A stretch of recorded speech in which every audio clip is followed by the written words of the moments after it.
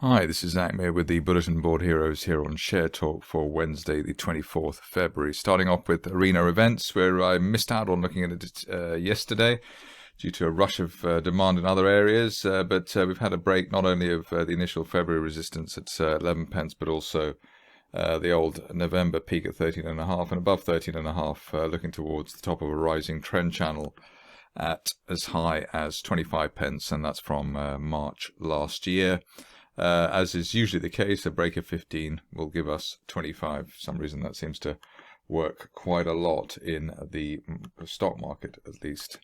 Onto a stock which seems to be dividing opinion still, quite viciously, I think, in some cases. Amigo Holdings, it's good to see long-suffering shareholders have a bit of light at the moment. The light being the break above the 50-day moving average this week. That was at 8 pence, and was pointed out earlier this week as well. We've got a triangle target there towards 15 pence, which hopefully will be seen whatever happens. I believe there's an announcement later in the week.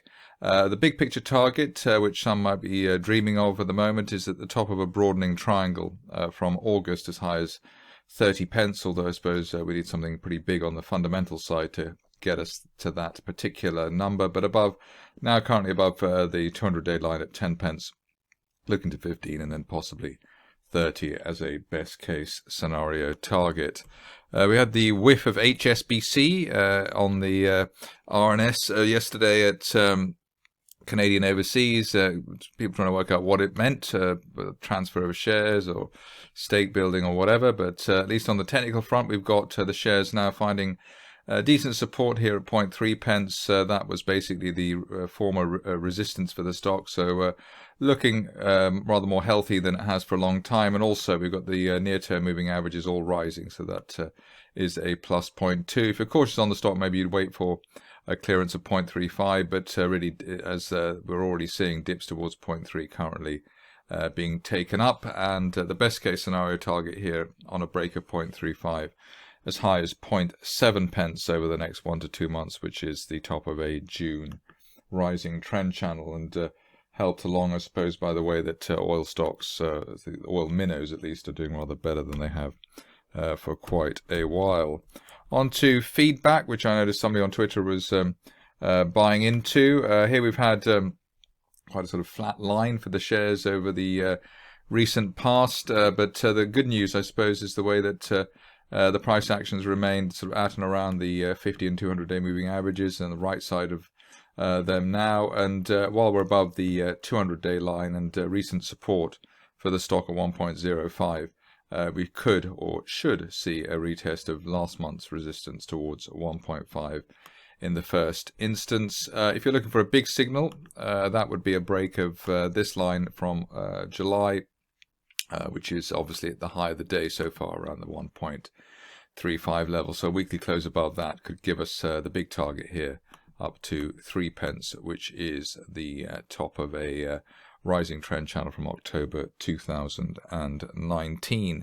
Haven't given much of a look here on or to Jaywing, but here we've got the shares breaking or making new highs, near-term highs, so basically back to where they were in the autumn of 2019. And the view is that at least while we're above the initial February resistance at 7.7 pence, we should head higher quite quickly.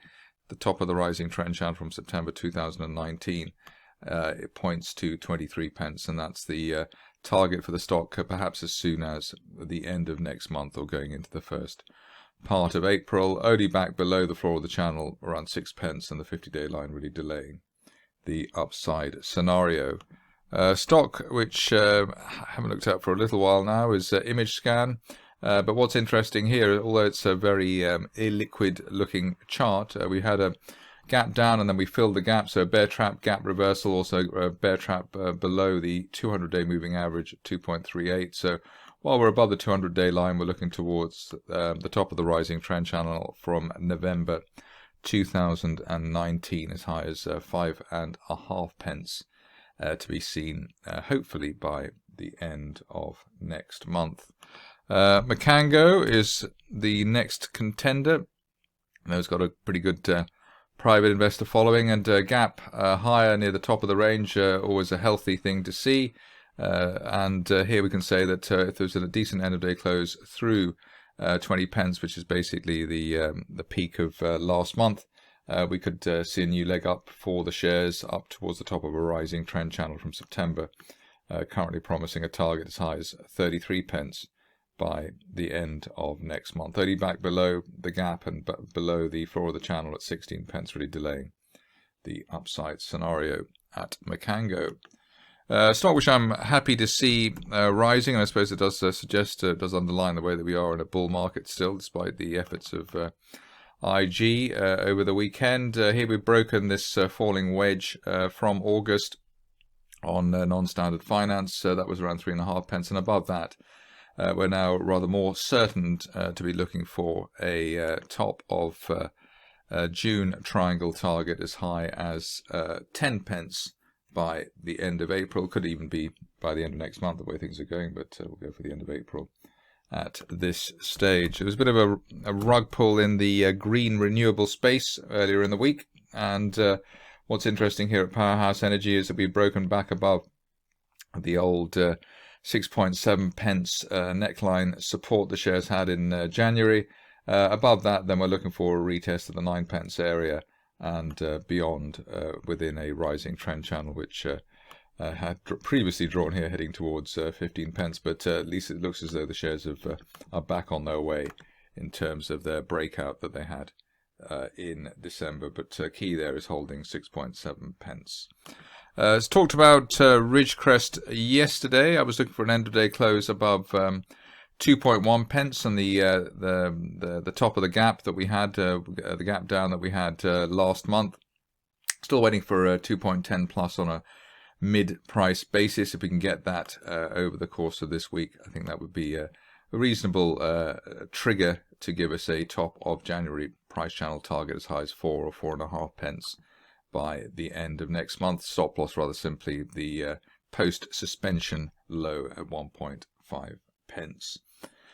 On to a stock where we're still waiting for the PR, but maybe it's working already. The deafening silence. Here we've got shares of remote monitored systems actually managing to bounce above the 200-day moving average at 1.24 pence, which is impressive. There was also a low there last month at 1.12. The low yesterday at around the 1.3 level. So a higher low there, which is impressive, and as I said, above the 200-day moving average is also a reasonable plus point. I suppose the best thing for bulls now would be to wait and see if we can get an end-of-day close back above today's initial high at 1.8 pence. If we get that, then one would probably be confident enough to say that there could be a return to the main 3 to 3.5 pence area, but the recovery argument only valid while we hold above the 200-day line, which obviously so far we have. Stock which I'm very pleased to see is looks like it's finally on its way after waiting a long time to test the patience of its fans. United Oil and Gas. Here we've got a wide rising trend channel from the end of 2019.